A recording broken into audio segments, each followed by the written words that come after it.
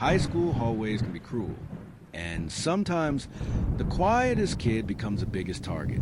No one expected much from Elijah Davis. Not the students, not the teachers, not even Elijah himself.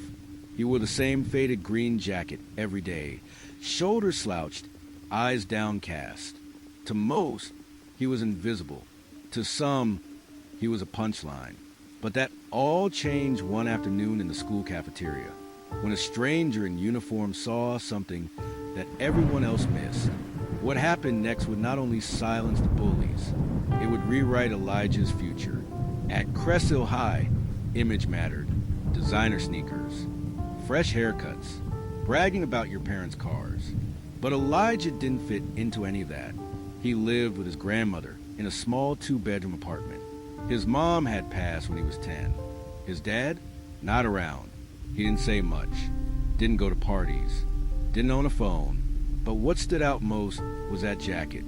Faded olive green, torn at one cuff, a missing button, too big for him, clearly hand-me-down.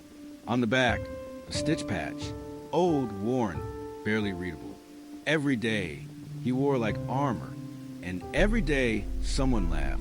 They called him Army Surplus, thrift store hero, Captain Homeless.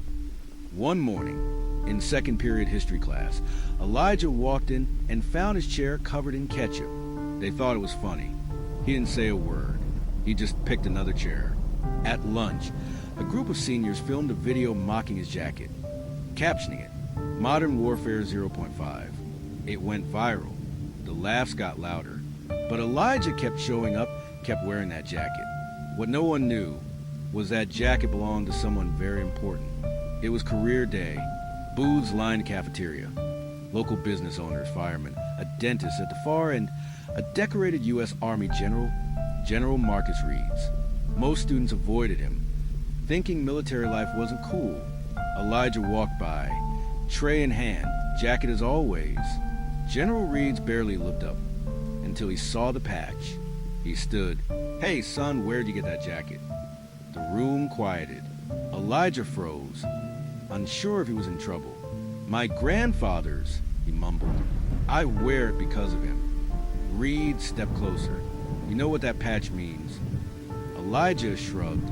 "Not really, just that he served." Reeds turned to cafeteria staff. "Do me a favor, cancel my next hour. I want to sit with this young man." They sat together for 45 minutes. General Reeds wasn't just impressed. He was emotional. That patch, it belonged to the 761st Tank Battalion, an all-black unit from World War II, known as the Black Panthers. Elijah's grandfather, Thomas Davis, had been one of them, a war hero, decorated, ignored by history books, and now remembered through his grandson's jacket. Reeds had spent years studying African-American military history. He couldn't believe someone so young carried such a legacy, literally, on his shoulders. "You're walking with history on your back," Reed said, "and I think it's time people know." Word spread. By the next morning, students who once laughed started Googling 761st Tank Battalion. Teachers began incorporating the battalion into their history lessons. A local news crew showed up and filmed a segment, Teen's Jacket Holds Forgotten Hero Story. But it didn't stop there. General Reeds made some calls. Within a week, Elijah received a letter and a personal visit from a representative of the U.S. Army's Historical Division. They wanted to interview him. More importantly, they wanted to honor his grandfather. 2 weeks later, the entire school gathered in the auditorium. At the center of the stage stood Elijah, not by himself, but flanked by General Reeds, 2 veterans, and a massive blown-up photo of his grandfather in uniform.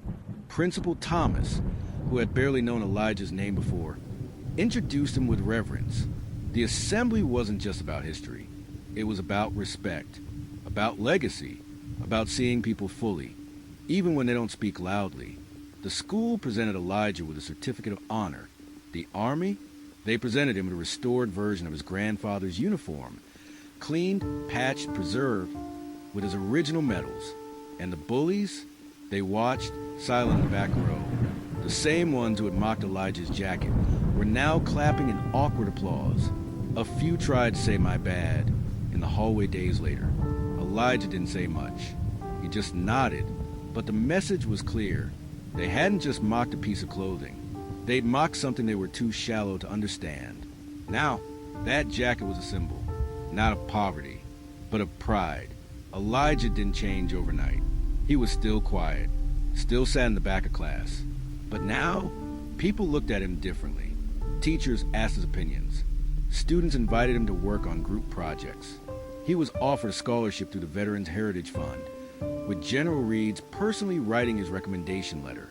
He started volunteering at a local museum, helping curate stories of black soldiers whose legacies had been forgotten.